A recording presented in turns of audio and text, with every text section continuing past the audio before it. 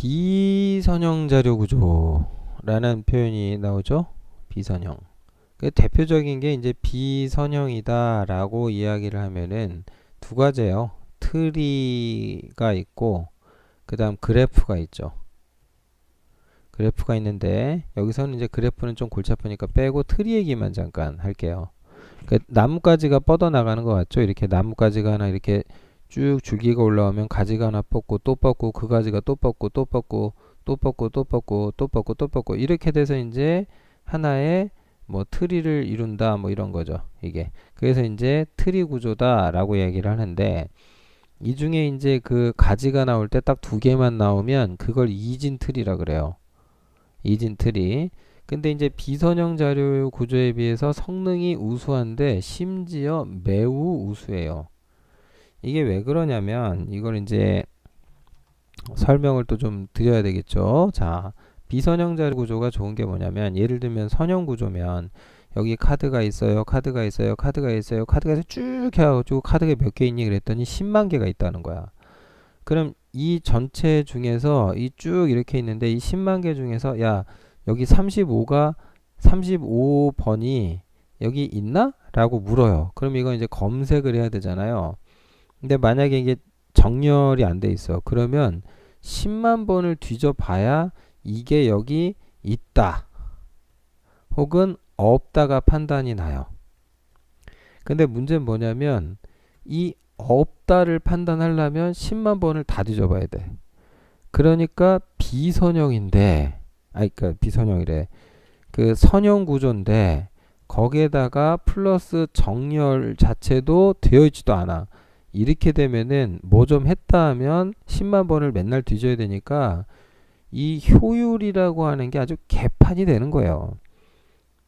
자, 이게 선형 구조다라고 했다면 그리고 정렬이 돼 있었다면 뭐 1번부터 쭉 비교해 가지고 35번까지 35번 정도 비교하면 나왔겠죠, 이제. 그죠? 물론 이것도 좋은 건 아니지만 10만 번을 뒤질 이유는 없었을 거 아니에요. 그래서 좋은 자료 구조다라고 하는 게 이제 검색이나 이런 게 용이해야 되는데 그 검색에서도 크게 두 가지예요. 있으면 어디 있는지 빨리 찾을 것. 그리고 그 전에 없는 자료를 있는지 없는지 빨리 이게 확인이 가능해야 돼요. 가능해야 한다. 그죠? 근데 이제 선형 구조는 이 점에 있어서 매우 불리한 거예요. 그 내가 찾는 게 여기 있는지 없는지 아는 것 자체가. 그래서 조금 색다른 구조가 나왔는데 그게 이제 대표적으로 트리, 그 중에서도 이진 트리 체계이죠. 그러니까 예를 들면은 정보가 있으면 정보를 나열할 때 이진 트리로 구조화를 해라. 그럼 이렇게 가요. 예를 들면 뭐 3번도 있고 5번도 있고 2번도 있고 뭐 3, 죄송합니다. 이거 이렇게 하지 말자. 5번을 먼저 씁시다. 5번도 있고 그 다음 3번도 있고 1번도 있고 4번도 있고요. 그 다음에 뭐 9번도 있고 뭐 10번도 있는데 뭐 예를 들면 7번도 있고 이랬다고 합시다. 그러면 하나 둘셋넷 다섯 여섯 일곱을 어떻게 나열하냐면 처음에 이제 어떤 트리 구조로 나열할 때 여기다 5를 넣어요. 그 다음 3번이 오면은 3이 5보다 작죠. 5가 3보다 크잖아요. 그러니까 여기다 3번을 딱 보내놔. 그러면 1번은 얘보다 작죠. 그 왼쪽으로 가. 3보다 또 작죠. 그러니까 어디로 가? 또 왼쪽으로 가. 그래서 1번 이렇게 가는 거고 4가 왔어. 5보다 작죠. 3보다는 어때요? 크죠. 그럼 오른쪽으로 와. 이렇게. 그러면은 그 다음 7이 왔는데 5보다는 또 7이 크잖아요. 그러니까 이제 오른쪽으로 가서 여기 7이 딱 왔는데 그 다음 온 숫자가 뭐예요? 9잖아. 그럼 9는 5보다 크니까 오른쪽, 7보다도 크니까 또 오른쪽이야. 그러니까 여기 9 이렇게 온 거죠. 10이 오면은 쭉쭉쭉 가다가 뭐 여기 10이 오겠습니다만. 그죠? 여기 10이 이렇게 오겠죠.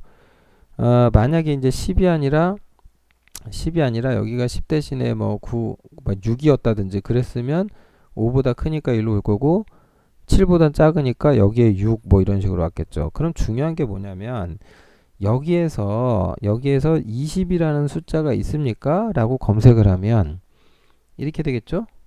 얘랑 비교했더니 20이 5보다 크니까 일로 오고 7이 20이 7보다 크니까 또 내려가고 9보다도 크니까 또 내려가고 그러니까 여기까지 갔을 때 한 번, 두 번, 세 번, 네 번 비교하니까 20이라는 숫자는 여기에 존재하지 않는다는 걸 알 수 있죠. 예를 들어서 2라는 숫자를 찾는다라고 했을 때도 얘랑 비교해 보면 5랑 왼쪽으로 가면 되죠. 3보다 작으니까 또 1로 오는데 1은 2가 아니죠. 그리고 옆에 밑에 아무것도 없잖아. 그러니까 2라는 게 이 구조 속 안에 존재하지 않는다라는 걸 한 번, 두 번, 세 번 비교하면 알아.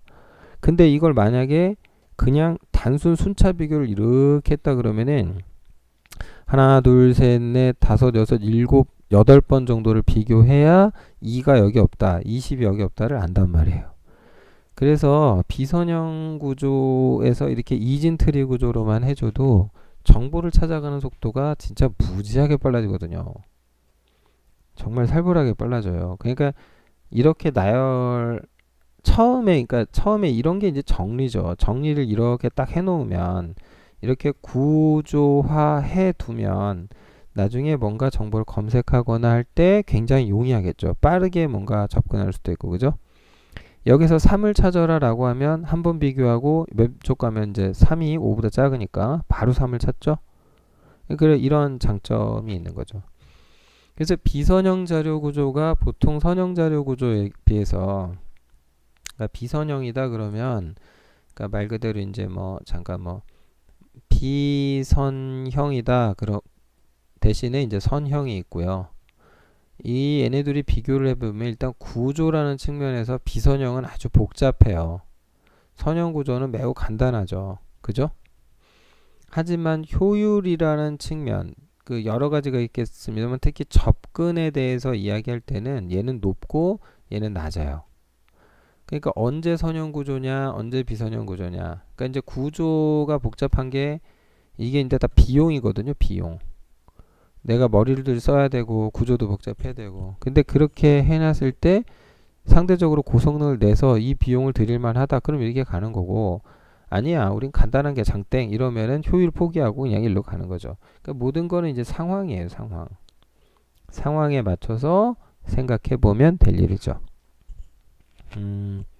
자, 하여튼 이런 구조가 있으니까 한번 생각을 해 보시기 바랍니다. 여러분들이 생각을 좀 해보시고요. 자료 구조 얘기를 했는데 긴 얘기 했습니다만 결국 요약은 처음에 했던 말이에요. 왜 구조화를 해야 되냐, 그죠? 그 얘기고요. 그 다음에 구조가 어떻게 정해느냐에 따라서 효율을 높이기 위한 각종 방법론, 규칙이 나오죠. 우리는 이거를 뭐라고 부른다? 알고리즘이라고 한다. 그래서 이 알고리즘, 규칙을 정하는 사람을 우리가 뭐라고 그러냐면 이 사람을 이런 걸 프로그래머라고 해요. 근데 이 사람이 사실 이런 어떤 구조가 좋다, 나쁘다 이게 이미 정해져 있어요. 정해져 있어요. 그러면은 이 규칙을 굳이 이런 뭘 해야 될지를 내가 머리를 쓰지 말고 이미 정해진 규칙과 알고리즘, 구조와 알고리즘을 다 암기해버리면 되겠죠. 그래서 그냥 그렇게 쓰면 되잖아요. 그래서 쉽게 접근을 처음에 하시는 게 좋아요. 나중에 뭘 공부할 때. 그래서 있는 것만 잘 하다가 나중에 이제 이걸로 좀 부족한 때가 됐을 때, 그때 이제 그런 상황이 오면 더 머리 써서 공부하면 되죠. 그럴 때 이제 논리사고력, 수학적 사고력이 좀 요구되니까 프로그래머가 수학을 좀 해야 된다. 그런 이야기를 하게 되는 거죠. 근데 여기까지 가지 아니한다 해도 일정 수준까지 어떤 프로그래밍을 개발하는데 지장은 없어요. 근데 이제 완전히 전문가가 되겠다 그러시면은 신경을 좀 공부를 좀 하셔야겠네요. 네. 아시겠죠?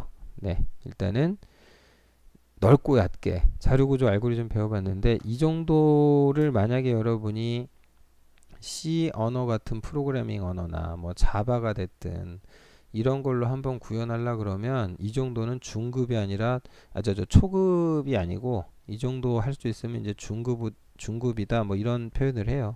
그러니까 기본 입문 과정은 아니에요.